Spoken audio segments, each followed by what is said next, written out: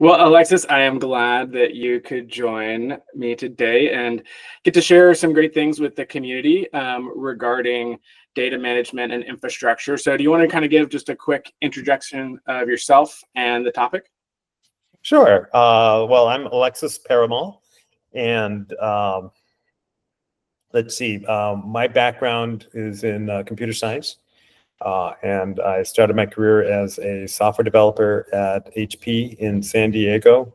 Worked in digital imaging and got involved in digital photography and the whole transition into color in the office, going from analog photography, silver halide, into digital imaging, and worked in that space for a long time. And then really from the standpoint of software development, although I also at different points in my career got involved in managing other engineering disciplines like EE and mechanical engineering.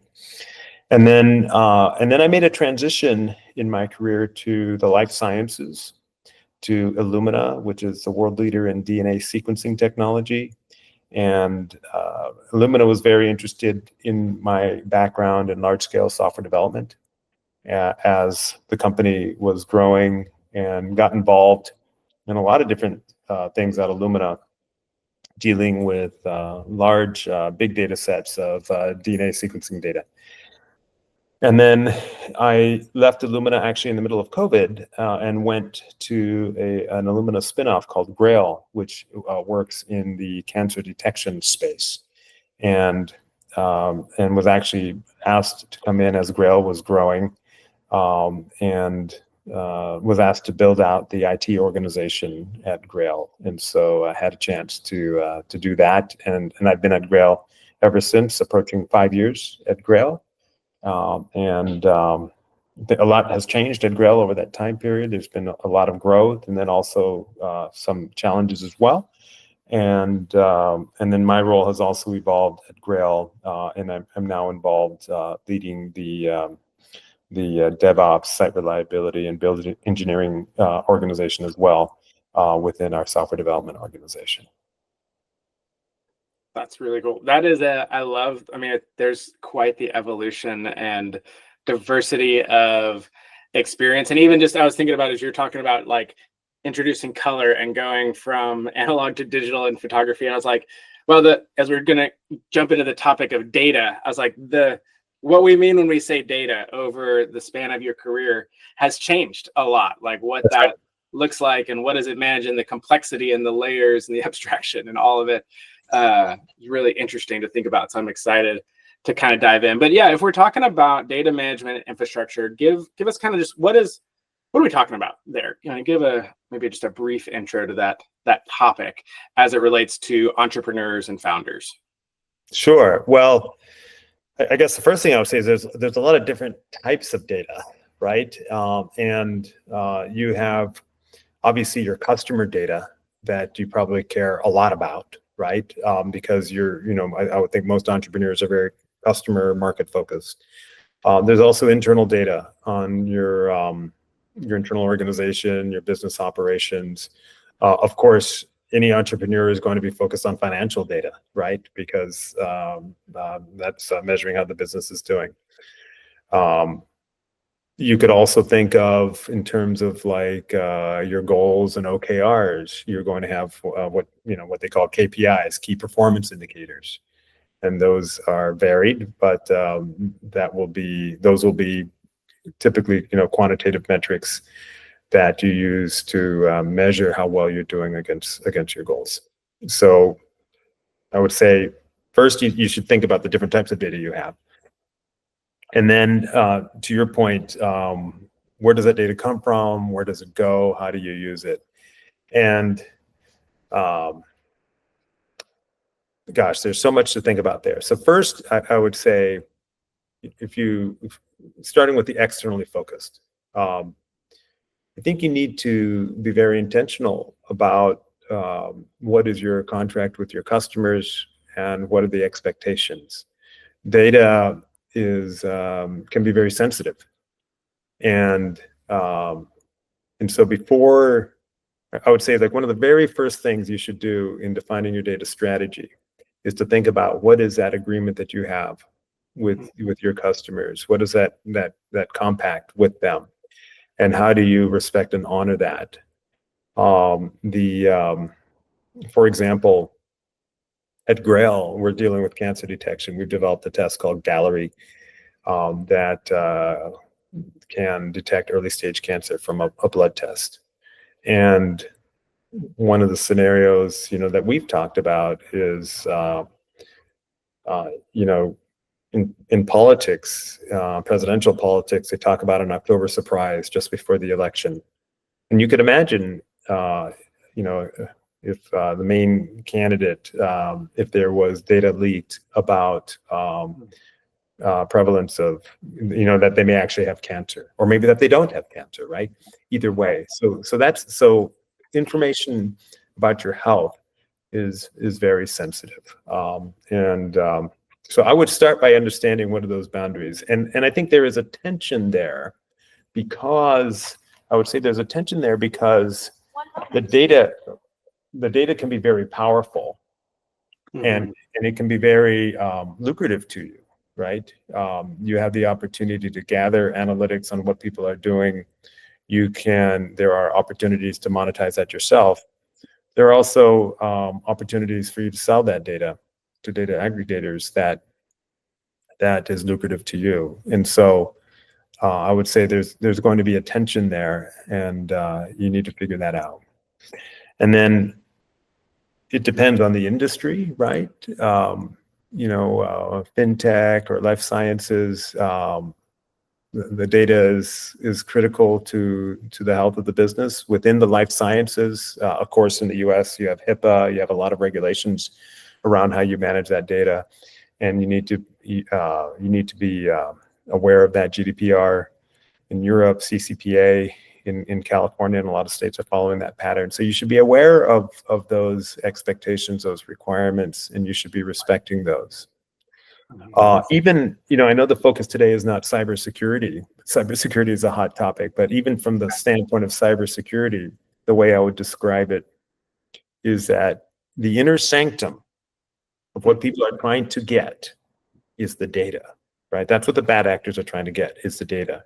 So all of these things about getting access to systems or passwords and authentication or spoofing user accounts, those are actually a means to an end. Those are vectors that they're using to get to the data so that they can get the data themselves and maybe even take it away from you. And so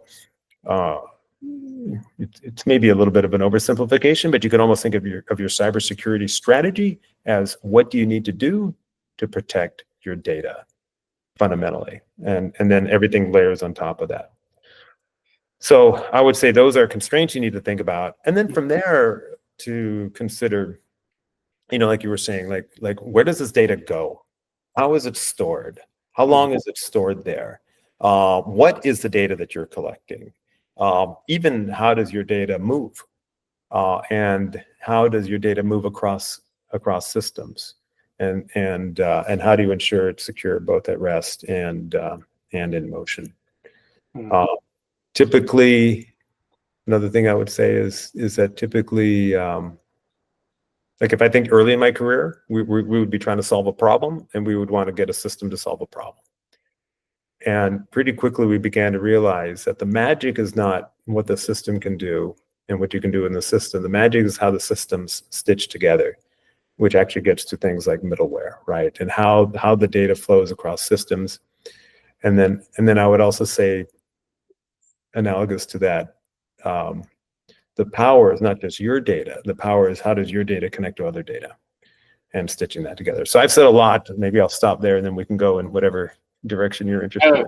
It's good. It's like there's so many paths in there. But I love that you started there for us with like just the kind of the responsibility of stewardship over that data, of both what do I collect, how does it get used, how does it get protected, but then also then there's in a sense the stewardship of how does it get leveraged for good, how does it get used effectively, stored effectively, all of those things. So I really like that in both senses, I really hear you framing it as a stewardship of that data.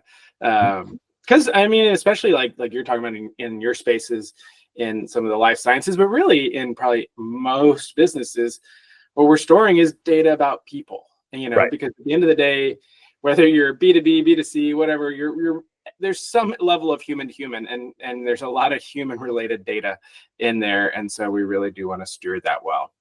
So, well, let's kind of take that though, and then walk through some of these different stages of growth in our framework.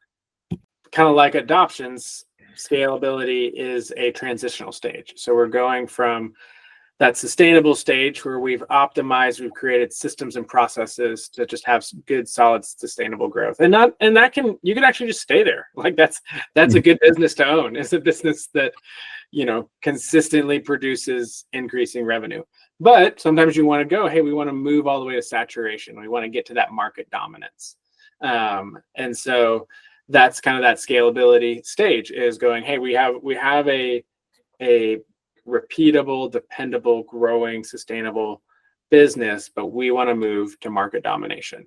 And so we're going to change the way we allocate resources. We're probably going to change some of our specializations in there. There's going to be a lot of trying new things, and so you're trying to not neglect some of the old things in there. So there's a lot of kind of like adoption can be stressful because of the amount of change and the amount of multiplied growth that you're trying to achieve. Scalability can be stressful in that same way. So as a business owner, as a founder is leading through that scalability stage, what kind of data do they need to be paying attention, or what do they need to be thinking about related to data management?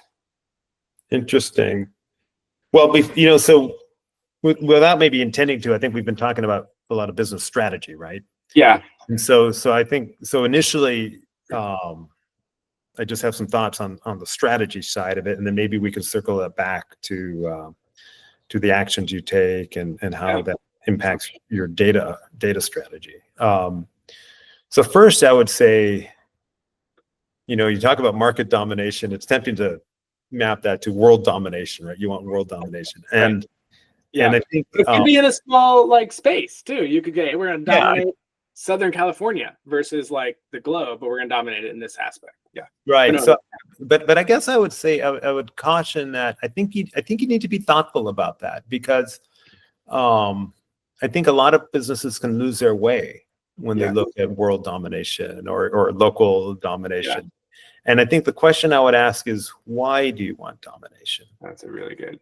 And I think if you have, to the earlier point, if you have a core segment of customers or a type of customer, and you are able to increase your value delivery to them, increase the value proposition to them, and then you're maybe able to find more of them. Maybe, an obvious thing would be like a geographic expansion. Maybe you move, to like a franchise type model where you're going to other geographies, right? That to me seems to fit. If we were at Wharton, what they would say is, you want profitable growth, right? With the keyword being profitable. And so if what you want, when I hear domination, I correctly or incorrectly am hearing market share. Yeah. You want to get to near 100% market share. Yeah. To get to near 100% market share, you may end up sacrificing a lot of profitability. Now, in certain businesses, like Amazon, Jeff Bezos for a long time was famous for saying, we're not profitable, and it's by design. And a lot of software plays, SaaS plays, are about getting that critical mass of customers, creating a new category, like you said, dominating that category. And the idea is that when the time comes, we can make this profitable. We can flip the switch and we can make this profitable. We can monetize this. But it's really about a land grab, and we need to get there first. And so, that may make sense. But again, I would urge, to think through, that's a reasonable strategy, but just think through what your strategy is around that, because otherwise you could end up, what do they say, selling a lot of 90-cent dollars right? Selling dollars for 90 cents, right? To Yeah, get you that know. full market share and in a way that may not be sustainable. And so, Is there, Alexis, is there a way from a data standpoint to kind of like play the like time machine game and go, okay, like let's say we get to market domination, just kind of like what you're doing right now verbally, but just go, hey, let's run the numbers. Do we actually want to own that company? Like it seems like if you've gone through sustainability, you should have the data to be able to basically create that future model and go, do we like that company more than we like this company that we already have? Is that kind of, I mean, is that essentially in a way when what you say company, are you talking about like a supplier, or are you or talking? no, I'm saying like the like future an version of acquisition? that company. Like if you go, hey, we have this, we finished this, we're in sustainability, we've achieved, the end of this stage, and we're considering scaling, moving through scalability to get to saturation. And but because we have this sustainable company, we should have the right like access to data for our customers and our processes and all the different things to create a future model of our company and go, do we like that future model actually better? And what's the cost in between? Yeah, do we want to do? I mean, that seems kind of like what you're saying is to take that data and kind of run that play a little bit. Well, I would say like the Wharton answer would be that you want to keep adding customers as long as every incremental customer has positive net present value. Yeah, right. That's fair. And once that dips below zero, you stop. Yeah. Right. Now, when I first heard that in class, I remember thinking, but wait a minute, I'm adding customers that are less valuable than the ones I already have. Aren't I diluting it? Well, the reality is you're increasing enterprise value. So yeah, keep going. And of course, obviously that's a little cleaner than reality, right? Because you're taking actions that are bringing in sets of customers that are across the spectrum. Right.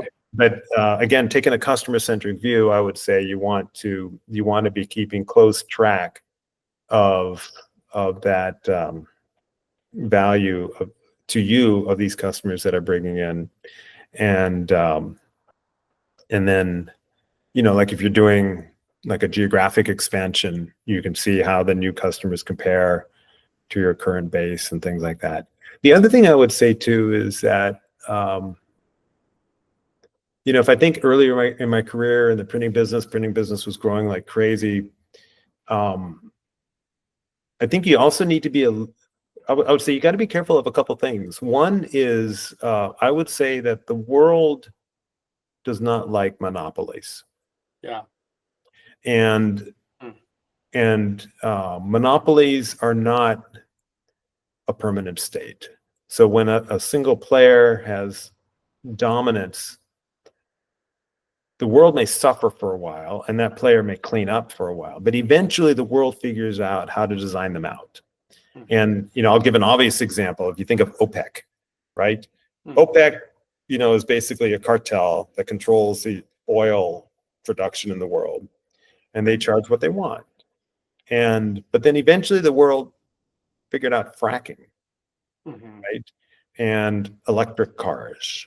And now maybe you could say, well, OPEC had a good run of decades making trillions of dollars. And so, yeah, that's true. But I would be a little bit, I'd be a little bit careful with trying to, just try to take over everything. And I think better is to figure out how to deliver value. So I talk about the value of the customer to you. It's also good to think about what's the value of you to the customer.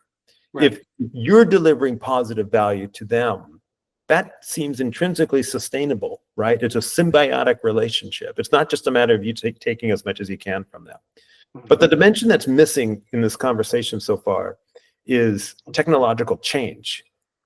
Right. And so you need to be careful because you may be working to supersize your model that's working for you and to supersize and take it, grow at 10x or 100x.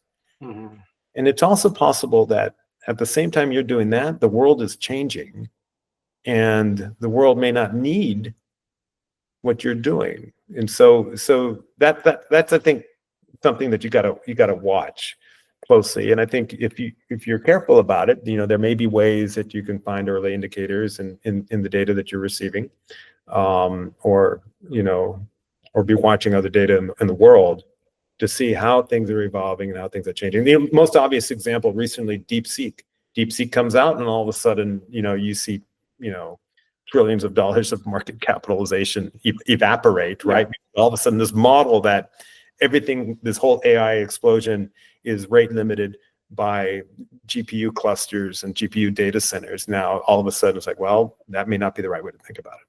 Yeah. Well, let's kind of let's lean into that, because one of the stages that's the non-sequential stage of our model is what we call the event. As we kind of wrap up here, a couple of just more fun questions in here. What is Alexis? What's a favorite AI tool that you got?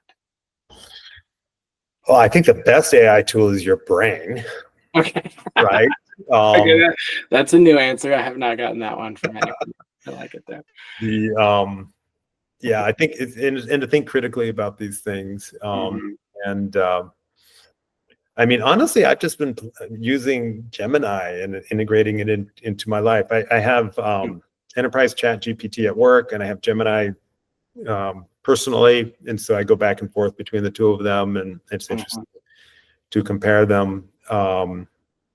Honestly, I'm using Gemini in many ways as a substitute for Google search in many ways. And that's where I think Gemini actually does a little bit better than ChatGPT is with maybe more recent data. But to me, what's happening with LLMs right now is amazing because, well, I guess the way I would describe it is just taking a step back. I think of atoms and bits, right? Okay. And so if you think of the traditional economy, it's dealing with atoms. General Motors builds a car, right? You have products. You go to Costco, you buy stuff, right? These are atoms, right? And then the digital economy is about bits, right? Google, Netflix, right? These are all about bits. And in computer science, software is all about bits. Software is much harder to deal with atoms. It's easy to deal with bits. In large volumes of bits we can deal with. And so there's been a lot of work over the past few decades, right, to digitize everything. Why? Because it's like this high-speed superhighway. If you can digitize the information, we can process it and we can do things with it incredibly fast.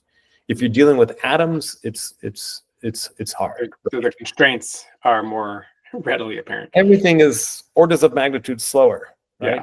Like for example, in the backyard, you want to play soccer, you need a soccer ball, right?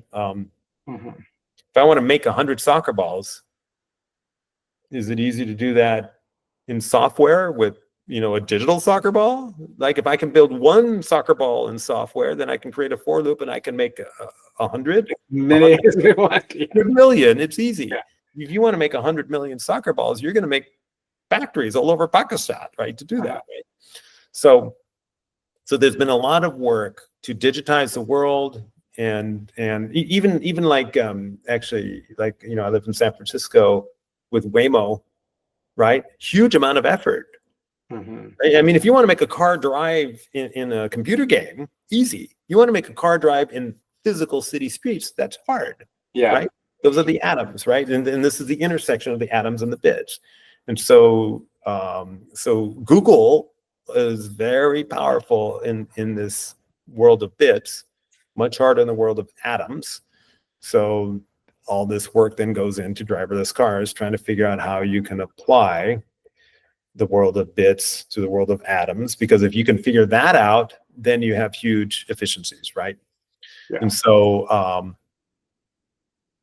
I guess the way I would think about it is computers from the very beginning deal with numbers. They can do math, they can do computation, and they can do it much faster than humans. And we've seen, decades of development. But language has been much harder, right? And but then what we see now with LLMs is you're able to vectorize language, and you're able now to bring language. I talked about atoms and bits. Now you're able to bring language into the realm of math. Which is wild. And math is something that computers know how to do really well. So It's an exciting time, and I think where this goes is not clear, right? I mean, there's a lot of speculation, but I think it is very profound, and what this looks like, only time will tell. But I think it also creates a lot of opportunity. No, I think it definitely does. Yeah, it will be exciting to see. Yeah, it's exciting, and then sometimes scary, where it's like, this feels like one of those, dystopian movies that I watched recently. When you see some things. But well, okay, well, what we talked about a little bit, yeah, AI. And actually, let me make one other comment too, if I may, and that is that like,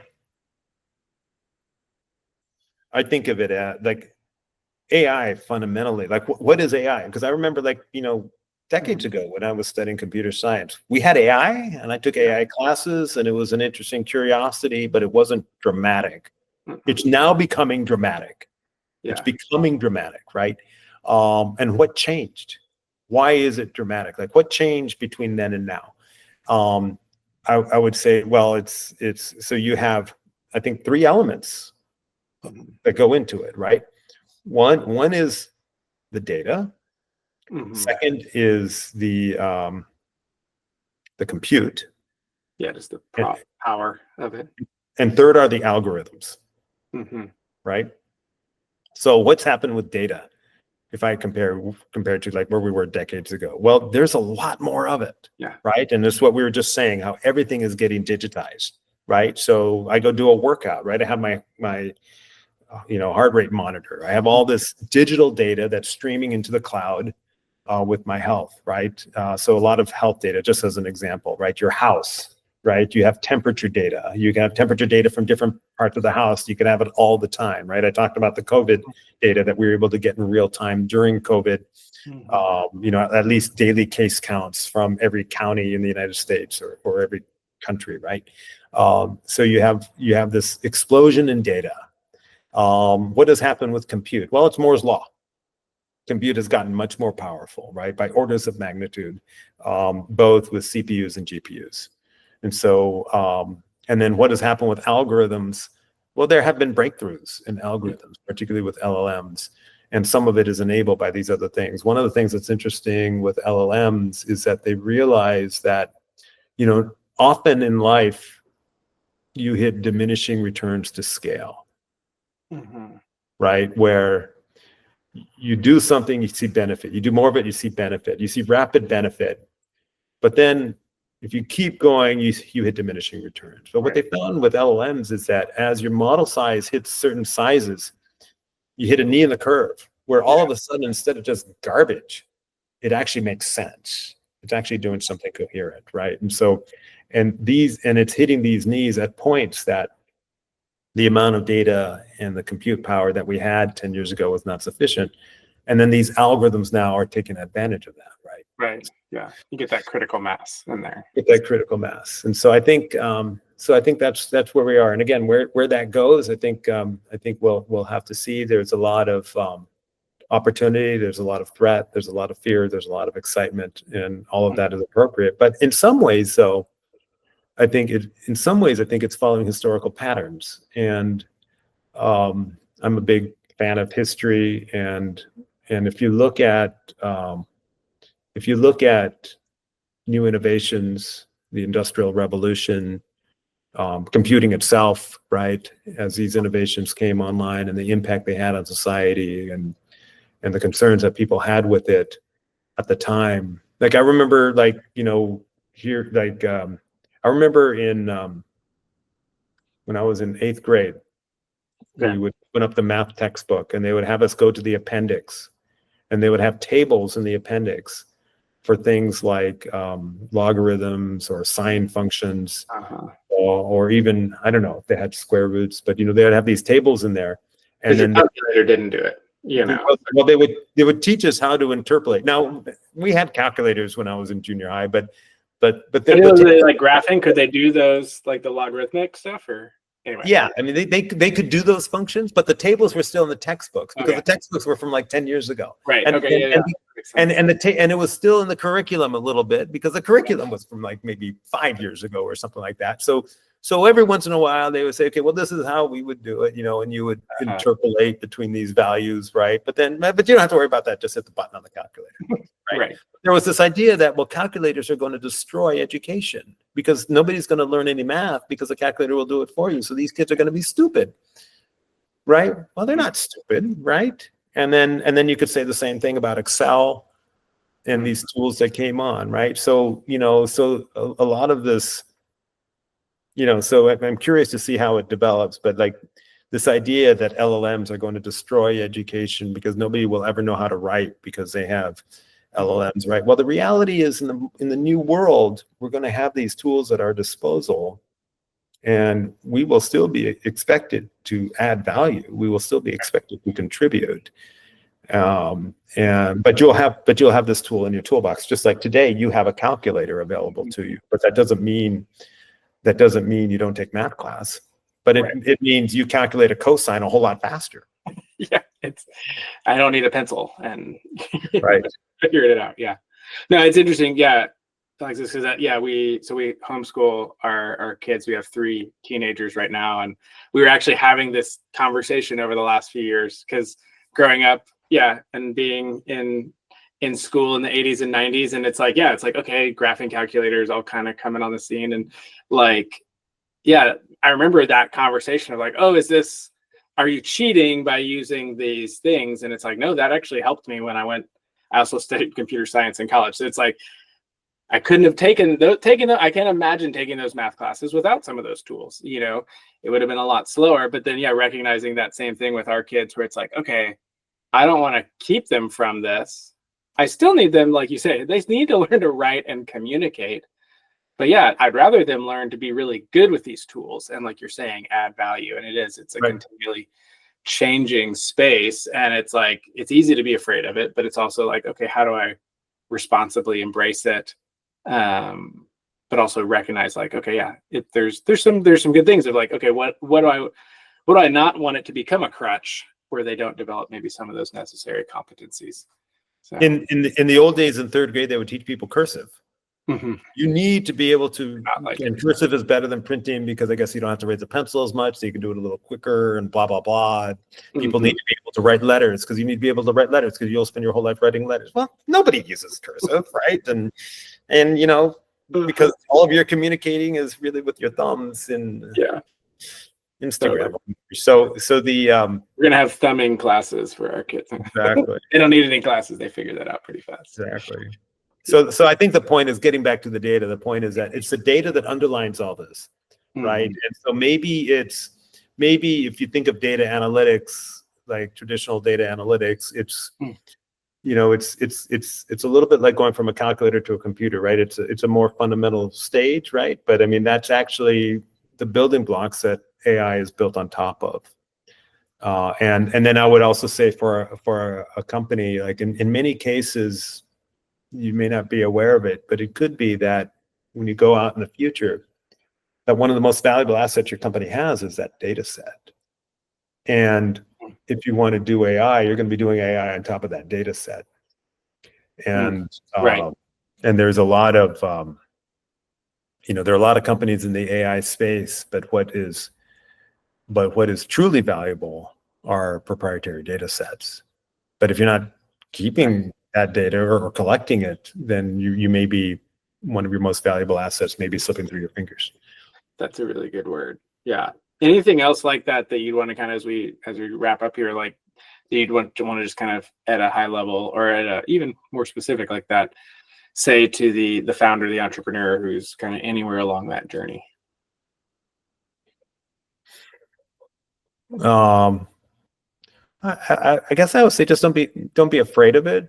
I think it's important that you put those guardrails in place at the very beginning and you protect those, right? That contract, both the contract that you have with your customers as well as,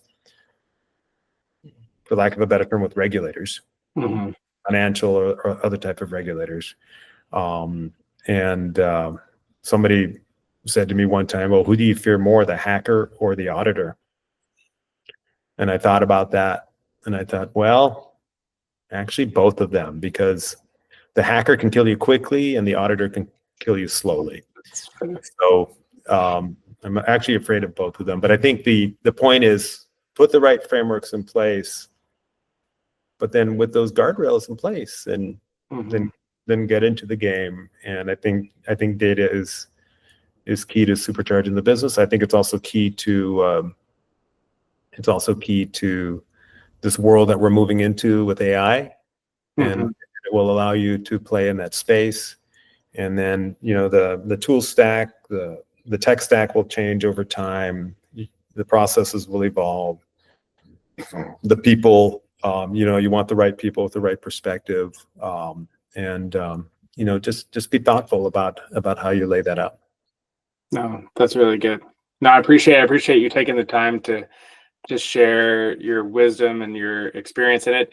Even though the topic was on data, it's really apparent. Yeah, you have a whole ecosystem of expertise that allows you to not only understand what's going on with data, but the good stewardship of it, the application of it, how it relates to strategy and business, and bringing value to people. So definitely appreciate you sharing that with our community. Yeah, and I think that's a key point, right? That your data strategy needs to be holistic. Yeah, you can't just look at it as the bits and the bytes and you know what your data warehouse strategy is, or your data lake. Yeah, no, that's really good. Awesome.